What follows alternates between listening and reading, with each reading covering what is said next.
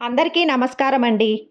జగద్గురు శ్రీకృష్ణ ఛానల్‌కి స్వాగతం. ఈరోజు భాద్రపద మాసపు శుక్రవారం. ఈ పరమ పవిత్రమైన రోజున సంతోషి మాత యొక్క వ్రత కథను విందాం. పూర్వం ఒకరోజు సర్వశాస్త్రములు చదివినటువంటి, వేదాలలో దిట్ట అయినటువంటి, పురాణ కథలన్నీ తెలిసినటువంటి సూత మహర్షుల వారు సౌనకాది మునుల దగ్గరకు వెళ్ళినప్పుడు వారిని ఇలా అడిగారు.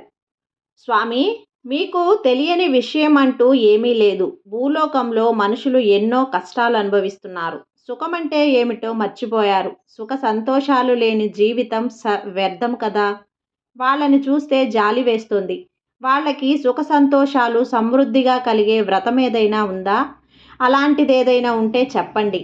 మునులడిగిన ప్రశ్నలకు సూతుల వారు ఇలా చెప్పారు. మునులారా, మీరన్నది నిజమే.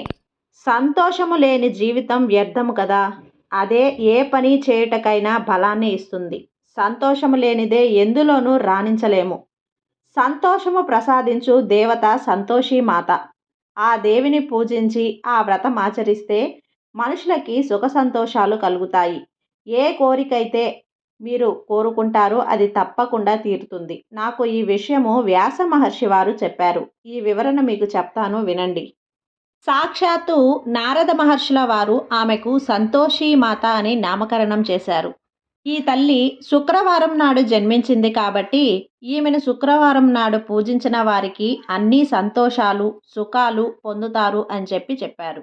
సౌనకాది మునులు అడుగుతారు, స్వామి, ఆమె వ్రతము గురించి, ఆమె యొక్క మహత్యము గురించి వివరించమని.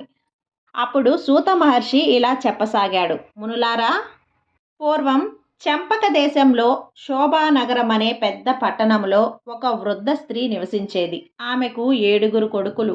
ఆ 7 6 ఏవేవో చక్కటి పనులలో, ఉద్యోగాలలో కుదురుకొని చక్కగా ధనార్జన చేస్తూ ఉంటారు. 7వ వాడైన శ్రీకరుడు ఏ పని చేయకుండా సోమరిపోతై సంపాదన లేకుండా తిరుగుతూ ఉంటాడు. అందువలన అతనిని ఎవరూ గౌరవించేవారు కాదు. చివరకు కన్నతల్లి కూడా అతనిని హీనంగా చూసేది. సంపాదించే కొడుకులకు రుచికరమైన భోజనాలు పెట్టి వారు తినగా మిగిలిపోయినవి ఎంగిలి పదార్థాలను శ్రీకరుడికి పెట్టేది. ఆ విధంగా శ్రీకరుడు ఎంగిలి చద్ది కూడే ఆహారంగా తిని బ్రతుకుతున్నాడు. క్రమంగా అన్నదమ్ములు 7 పెళ్లిళ్ళు జరిగాయి. పెద్దవాళ్ళు 6 భార్యలతో వారు హాయిగా కాలం గడుపుతూ ఉన్నారు. సంపాదన లేనివాడు, సోమరి అయిన శ్రీకరుడు మాత్రం ఎంగిలి తిండి తింటూ దానినే తన భార్యకు అందిస్తూ ఉండేవాడు. ఆ ముందుసలి చూపిస్తున్న పక్షపాతమంతా శ్రీకరుడి భార్య అయిన కళ్యాణి గమనిస్తుంది. ఒకరోజు శ్రీకరుడు తన తల్లికి తనపై గల ప్రేమ గురించి, ఆమె తనకు పెట్టే ఆహారము గురించి గొప్పలు చెప్పసాగాడు. అది విని కళ్యాణి ఉండబట్టలేక, ఓ స్వామి, మీ తల్లిగారు మీకు ఎటువంటి ఆహారము పెడుతున్నారో తెలియక ఇలా మాట్లాడుతున్నారు. చాటుగా కనిపెట్టి చూడండి, మీకే తెలుస్తుంది అని చెప్పింది. సరే, చూస్తాను. నువ్వు చెప్పిన మాటలో తేడా వస్తే ఏం చేస్తానో చూడు అని భార్యను హెచ్చరించి శ్రీకరుడు తన తల్లి చేసే పనులన్నీ ఒక కంట కనిపెడుతూ ఉన్నాడు. ఒకరోజు పెద్ద కొడుకులు 6 ధనార్జన చేసి ఇంటికి రాగానే ఆ ముసలి వారందరికీ మధురమైన మిఠాయిలు వగైరా పిండి పదార్థాలు చేసి పెట్టింది. శ్రీకరుణ్ణి పిలవలేదు. శ్రీకరుడు చాటుగా అంతా కనిపెడుతూ ఉన్నాడు. పెద్ద కొడుకులు, కోడళ్ళు మొత్తం 12 భోజనాలు చేసి వెళ్ళాక వాళ్ళ విస్తర్లలో పారేసిన పదార్థాలు అన్నీ ఏరి వేరే విస్తరిలో పెట్టింది. తర్వాత ఏమీ తెలియని దానిలా శ్రీకరుడి దగ్గరకు వెళ్ళి, నాయనా, నీ అన్నయ్యలు, వదినలు భోజనం చేశారు. ఇక నువ్వు, మీ ఆవిడ మాత్రమే మిగిలారు. వచ్చి తినండి అంటూ పిలిచింది. శ్రీకరుడు విస్తరి దగ్గరకు వెళ్ళి అందులోని పదార్థాలు అన్నీ తన అన్నలు, వదినలు తిని మిగిలి వేసిన ఎంగిలి వస్తువులే అని గుర్తిస్తాడు. అందుకు అతను ఎంతో బాధపడ్డాడు. తనకు, తన భార్యకు ఆ పూట ఆకలిగా లేదని చెప్పి వచ్చేశాడు. ఆ రాత్రి శ్రీకరుడు తన భార్య దగ్గర చాలా బాధపడ్డాడు. కళ్యాణి అతనిని ఓదార్చింది. ఓ ప్రాణేశ్వర, ధనమూలం ఇదం జగత్. డబ్బులు లేకపోతే అందరూ ఇలానే చూస్తారు. అన్నింటికీ మూలం ధనం. ఇదే మీరు సంపాదన పరులైతే మన పరిస్థితి మరోలా ఉండేది అని హితువు చెప్పింది. తన భార్య మాటలు శ్రీకరుడికి నచ్చావి. తక్షణమే ధనార్జన నిమిత్తమై కృషి చేయాలనుకున్నాడు. మరునాడు ఉదయం తల్లి దగ్గరకు వెళ్ళి, అమ్మా, డబ్బు సంపాదించడం కోసం పరాయి దేశాలకు వెళ్ళాలని ఉంది అన్నాడు. చాలా మంచిది నాయనా, వెంటనే వెళ్ళిపో అంది. శ్రీకరుడు మరలా భార్య దగ్గరకు వచ్చాడు. అప్పుడు ఆమె పిడకలు చేయటానికి పెరట్లో పేడ నలుపుతూ ఉంది. నేను వచ్చేదాకా నువ్వు ఇక్కడే జాగ్రత్తగా కాలం గడుపు అని చెప్పి తన చేతినున్న ఉంగరము ఆమె చేతికిచ్చి, తన గుర్తుగా ఇది నీ దగ్గర ఉంచు అని చెప్పి, మరి నీ గుర్తుగా నాకు ఏమైనా ఇయ్యవా అని అడిగాడు. అందుకు కళ్యాణి, ఓ ప్రాణనాథా, మీకు ఇచ్చేందుకు నా దగ్గర ఏమీ లేదు. అయినను ప్రేమగా అడిగారు కదా, కనుక కోపగించుకోకండి అంటూ పేడ కలుపుతూ తన చేతిని అతని వస్త్రములపై గుర్తుగా వేసింది. అతడు అది పేడగాక ఆమె ప్రేమగా అర్థం చేసుకున్నాడు. సంతోషంగా పరదేశాలకు ప్రయాణమై వెళ్ళాడు. కొన్నాళ్ళకతడు పరాయి దేశం చేరి అక్కడ ఒక పట్టణంలో ఒక వ్యాపారిని కలిసి తనకేదైనా ఉద్యోగం ఇప్పించమని ప్రాధేయపడ్డాడు. అప్పుడు ఆ వ్యాపారి మనసు కరిగిపోయి జాగ్రత్తగా ఉండవలెను సుమా అని హెచ్చరించి శ్రీకరునకు తన వద్ద ఉద్యోగము ఇప్పించాడు. శ్రీకరుడు ఉద్యోగంలో చేరి ఎంతో నమ్మకముగా పనిచేస్తూ ఉన్నాడు. అతని పనితనమును చూసి విశ్వాసపాత్రకు మెచ్చుకొని ఆ వ్యాపారి శ్రీకరునకు తన వ్యాపారంలో కొంచెము వాటా కూడా ఇచ్చాడు. శ్రీకరుడు ఇంకా కష్టించి పనిచేసి వ్యాపారంను వృద్ధి చేశాడు. అలా 12 సంవత్సరాలు గడిచిపోయాయి. వ్యాపారి ముసలివాడైపోయాడు. అందువలన తన వాటా ధనము మాత్రం తాను తీసుకొని తక్కిన వ్యాపారం అంతా కూడా శ్రీకరుడికే అప్పగించి అతడు విశ్రాంతి తీసుకున్నాడు. శ్రీకరుడు స్వతంత్ర వ్యాపారస్తుడయ్యాడు. అమితమైన ధనవంతుడై సుఖముగా కాలం గడపసాగాడు. ఇచ్చట అత్తవారింట వద్దనున్న కళ్యాణికి మాత్రం నానాటికి బాధలు పెరిగిపోతూ ఉన్నాయి. అత్తగారు ఆమెను అనేక విధములా కష్టాలు పెడుతూ ఉన్నది. ఇంటి పని అంతా కూడా తను చేయించుకొని కనీసము కొద్దిగా అన్నం కూడా పెట్టడం లేదు. అందువలన కళ్యాణి ఆవిడకు పొయ్యి, కట్టెలు ఏరి అవి అమ్ముకొని వచ్చిన దానితో జీవనాధారం గడుపుతూ ఉంది. ధనార్జనకై వెళ్ళిన భర్త ఎప్పుడు వస్తాడా, తన కష్టాలు ఎప్పుడు తీరుతాయా అని ఆమె ఎంతో ఎదురు చూస్తూ ఉంది. ఇలా ఉండగా ఒకనాడు కళ్యాణి కట్టెలు కట్టుకోవడానికి తలపై పెట్టుకొని అలా వస్తూ ఉండగా మధ్యలో ఆమెకు దాహం వేసింది. చేరువ గ్రామం వచ్చు వరకు ఓపికతో నడిచింది. ఆ గ్రామంలోకి రాగానే ఒకరి ఇంటికి వెళ్ళి మంచినీళ్లు అడగబోయింది. ఆ సమయంలోనే ఆ ఇంటివారు సంతోషి మాత వ్రతము చేసుకుంటూ ఉన్నారు. ఆ వ్రతమును చూసి ఆమె దాహము మాటే మర్చిపోయింది. ఆ పూజ మొత్తము పూర్తయిందాకా చివరిలో కథను విని ప్రసాదం తీసుకుంది. తనకు కూడా ఆ వ్రతం చేయవలెనని కోరిక కలిగింది. ఆ వ్రత విధానం అంతా వారిని అడిగి తెలుసుకుంది.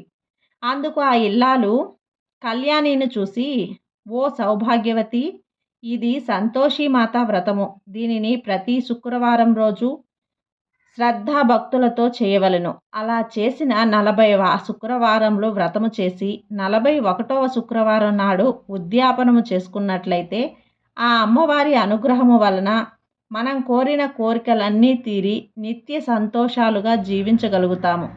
ఈ వ్రతము చేసేవారు శుక్రవారం నాడు పులుపు పదార్థాలు మాత్రం తినరాదు అంటూ నియమాలను, ఉద్యాపన విధానమును తెలిపింది. కళ్యాణి ఆ విషయాలన్నింటినీ పూర్తిగా అర్థం చేసుకొని మనసులోనే అమ్మవారికి నమస్కరించి కట్టెలు అమ్ముకోవడానికి బయలుదేరింది. మార్గమధ్యలో ఒక భాగ్యవంతురాలైన స్త్రీ పిలిచి ఆ కట్టెల మోపును కొనుక్కొని ఆమెకు కొంత ధనము అందించింది. అది చూసిన కళ్యాణి ఎంతో సంతోషముతో అదే రోజు సంతోషి మాత పూజ జరుపుకోవాలని నిర్ణయించుకొని ఆ ధనముతో అమ్మవారికి కావలసిన పూజా ద్రవ్యములు తీసుకొని బయలుదేరింది. మార్గ మధ్యలో ఆమెకు ఒక దేవాలయం కనిపించింది. అక్కడ ఉన్నవారిని ఆ దేవాలయము ఏ దేవునిది అని అడిగింది.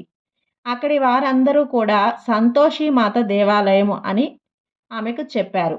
వెంటనే కళ్యాణి అమితమైన సంతోషముతో ఆ గుడిలోకి వెళ్ళి అమ్మవారిని దర్శనం చేసుకొని అనేక విధముల అమ్మవారిని ప్రార్థించి తాను తెచ్చిన పదార్థాలన్నీయు అమ్మవారికి నివేదన ఇచ్చి ప్రసాదం తీసుకుని ఇంటికి వెళ్ళింది. అది మొదలు ఆమె ఎంతో నియమముగా ప్రతి శుక్రవారం నాడు సంతోషి మాతను పూజిస్తూ వ్రత నియమాలను తూచా తప్పకుండా పాటిస్తూ కాలం గడపసాగింది. ఇలా కొన్ని రోజులు గడపగా ఒక శుక్రవారం రాత్రి సంతోషి మాత కళ్యాణి కలలో కనిపించి, అమ్మాయి, ఇదిగో నీ భర్త చిరునామా అంటూ ఒక చీటీని వదిలి వెళ్ళింది. కళ్యాణికి మెలకు వచ్చి చూడగా కలలో అమ్మవారు ఇచ్చిన చిరునామా కాగితము తన పక్కలో పడి ఉంది.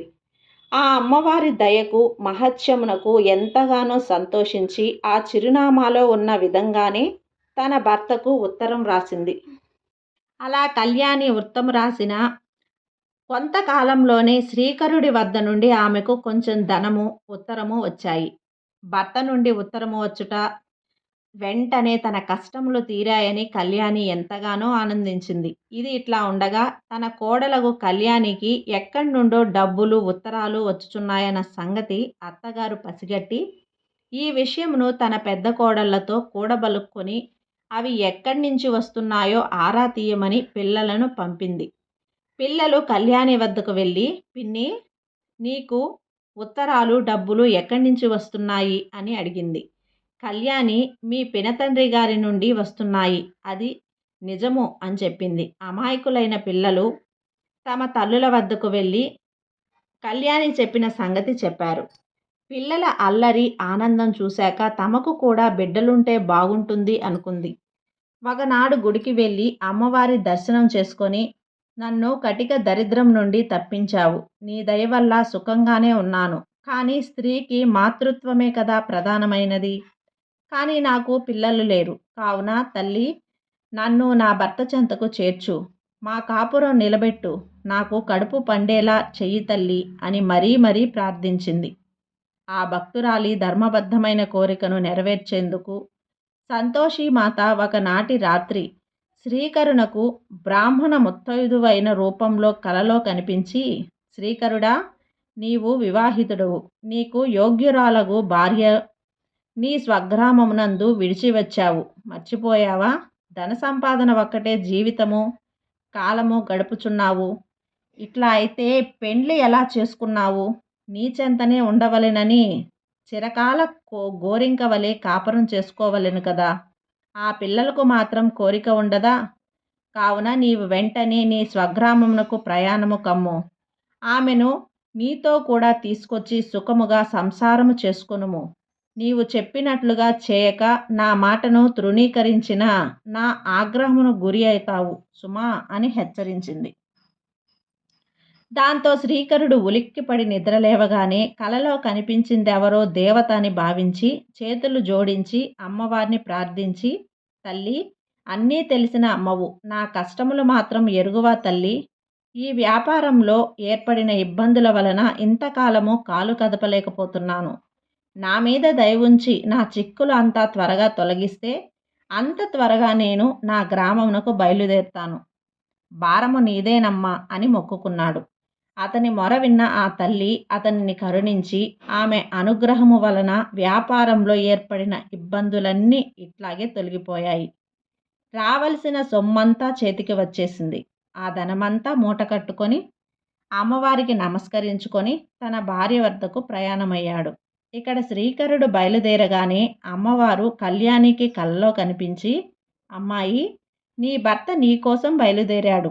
సరిగ్గా నీ భర్త వచ్చే రోజున నువ్వు ఈ కట్టెల మోపును 3 భాగాలుగా చేసి ఒకటి నదీ తీరమున, మరొకటి నా గుడిలో పెట్టు.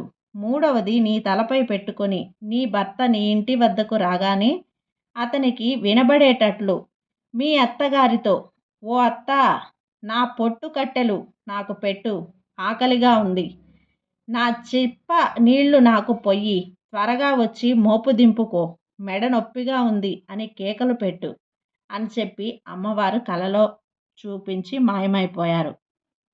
శ్రీకరుడు నదీ తీరంలో దిగేసరికి చాలా చలిగా ఉంది. ఆ చలిలో భార్య గుర్తుకు వచ్చింది. అంతలో అక్కడ కళ్యాణి వదిలి వెళ్ళిన కట్టెల మోపు కనబడింది. శ్రీకరుడు ఆ కట్టెలను మంట వేసి చలిపోగొట్టుకున్నాడు.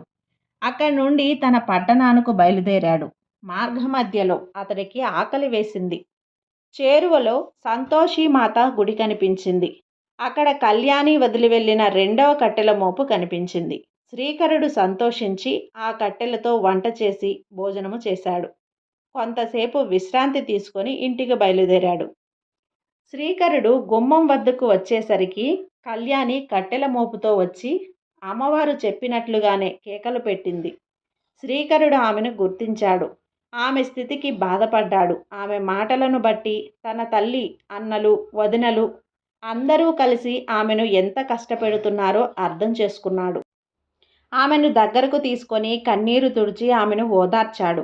కళ్యాణిని బాధలు పెట్టిన ఆ ఇంట్లో ఉండము ఇష్టం లేక శ్రీకరుడు వేరే కొత్త ఇల్లు కొనుక్కొని కళ్యాణిని అతనుకు అందులో కాపురం పెట్టాడు. ప్రతి శుక్రవారం నాడు సంతోషిమాత వ్రతం చేసుకుంటూ ఈ దంపతులు ఎంతో ఆనందంగా జీవించసాగారు. అంతలో అమ్మవారి వ్రతమునకు ఉద్యాపన చేయవలసిన సమయం వచ్చింది. ఆ ఉద్యాపన ఎంతో ఘనంగా చేయాలనుకున్నది కళ్యాణి. అందువల్ల పాత గొడవలు విస్మరించి అత్తగారిని, 6 తోడికోడళ్లను కూడా ఉద్యాపనకు రమ్మని పిలిచింది.